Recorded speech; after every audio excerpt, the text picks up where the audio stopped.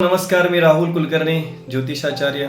मागीलच्या 20हून अधिक वर्षाचा अनुभव मला ज्योतिषा विद्येचा आहे आणि त्याचा अनुभव बरेच लोकांनी बऱ्याच ठिकाणी घेतलेला आहे. असो, तुम्हाला या इंग्रजी नवीन वर्षाच्या 2026च्या मंगलमयी आणि आनंदी शुभेच्छा. तुम्हाला हा वर्ष आरोग्य, धन, संपत्ती आणि तुमच्या कुटुंबासाठी तुमच्यासाठी आनंद देणारा राहो, हीच माझी ईश्वराचरणी प्रार्थना. मित्रांनो, मी आता प्रथमतः मेष राशीचं भविष्य या महिन्यातील मी सांगणार आहे.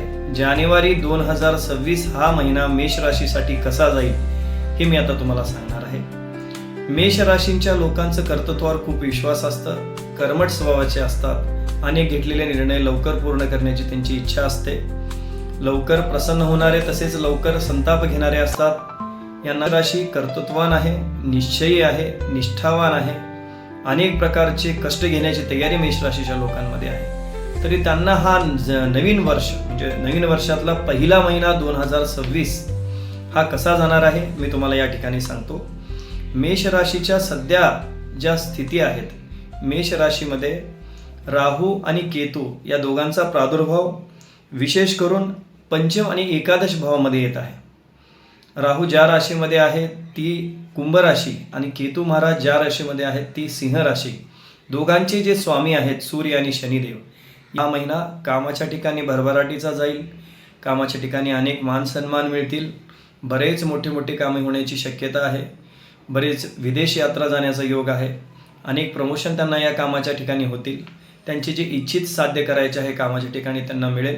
राजकीय क्षेत्रातल्या व्यक्तींना विशेष सन्मान मिळेल. मेष राशीच्या अश्विनी नक्षत्रातल्या जर ते सॉफ्टवेअर किंवा IT क्षेत्रामध्ये असतील तर त्यांना विशेष सन्मान मिळेल, अनेक प्रकारच्या बढोतरी त्यांना मिळेल. तुमच्या या महिन्यातल्या या वर्षातल्या पहिल्या महिन्यामध्ये तुमच्या पगारीमध्ये वाढ होईल, तुमचे आरोग्य उत्तम राहील. विशेष काळजी घ्यावी मेष राशीच्या लोकांनी आणि विशेष करून भरणी नक्षत्राच्या लोकांनी. मारुतीच्या मंदिरामध्ये जाऊन नित्य उपासना करावी. शनिवारी मारुतीच्या मंदिरामध्ये जाऊन हनुमान चालिसेचा जप करावा, हनुमान चालिसेचा पाठ करावा आणि तिळाच्या तेलाचा दिवा शक्य असेल तर मारुती मंदिरामध्ये लावून आपल्या घरी तशा पावली परत यावे.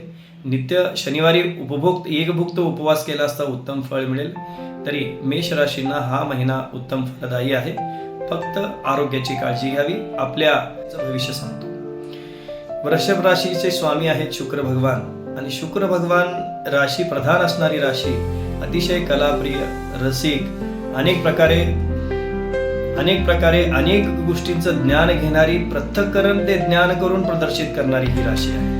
कारण वृषभ राशी ही पृथ्वी तत्वाची राशी असल्यामुळे त्यामध्ये शुक्र भगवानचे स्वामित्व त्या राशीला असल्यामुळे त्यांच्या द्वितीय स्थानात मिथुन राशी येतं. म्हणून यांना बोलण्यात फार फटाईत असतात, लवकर प्रश्नाची उत्तरे यांना सुचतात, बऱ्याच वेळेला विचार न करता प्रश्नाची उत्तरं देतात. मेष राशी त्यांच्या द्वादश भावामध्ये येत असल्यामुळं लवकर कष्टी असतात, अनेक प्रकारचा विचार विवंचन करून कार्याचे निर्णय त्याने घेतात.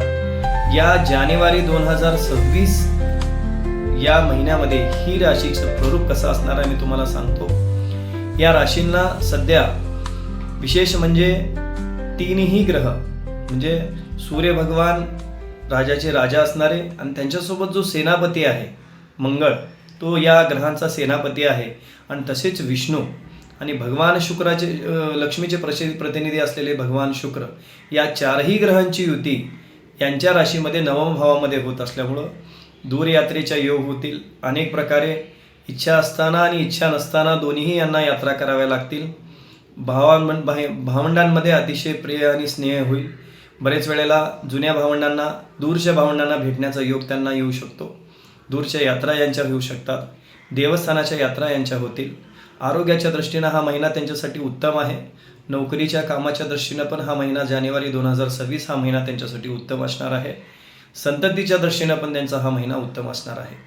विशेष काळजी अशी घ्यायची आहे कारण त्यांच्या आता सध्या चालू असणाऱ्या पत्रिकेच्या भावातून तर राहू आणि केतू हे दोन्ही जे ग्रह आहेत हे दोन्ही एकादशांची पंचम भावावरती येत आहेत. दशम स्थानामध्ये म्हणजे चतुर्थ आणि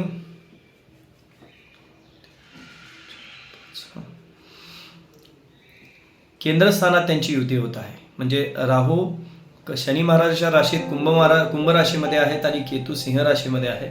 तर या ग्रहांची युती चतुर्थ आणि दशम स्थानात होत असल्यामुळं थोडं नवीन घर घेणं टाळावं. नवीन वास्तू किंवा वाहनाची खरेदी असेल तर 1 महिन्यासाठी बऱ्याच काळासाठी त्याला दूर करावी.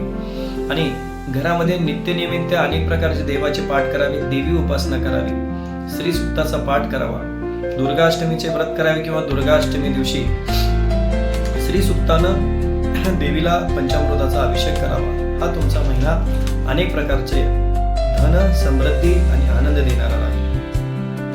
केंद्रस्थानात त्यांची युती होत आहे. म्हणजे राहू शनी महाराजांच्या राशीत कुंभ राशीमध्ये आहेत आणि केतू सिंह राशीमध्ये आहेत. तर या ग्रहांची युती चतुर्थ आणि दशम स्थानात होत असल्यामुळं थोडं नवीन घर घेणं टाळावं. नवीन वास्तू किंवा वाहनाची खरेदी असेल तर 1 महिन्यासाठी बऱ्याच काळासाठी त्याला दूर करावी.